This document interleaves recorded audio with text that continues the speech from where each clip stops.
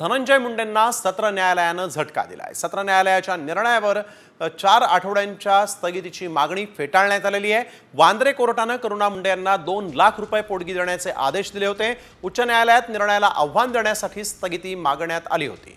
तर करुणा मुंडे आणि धनंजय मुंडे यांच्यातील संबंध हे लग्नासारखेच असल्याचं कोर्टानं नमूद केलेलं आहे।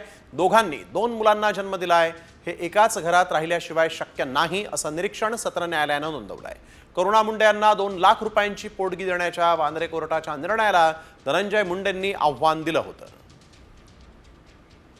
सचिन गाड आमचे प्रतिनिधी आपल्यासोबत फोन लाईनवरून जोडले गेलेले आहेत। सचिन, आपण बघतोय यावेळेस धनंजय मुंडेंना पुन्हा एकदा हा मोठा झटका म्हणावा लागेल।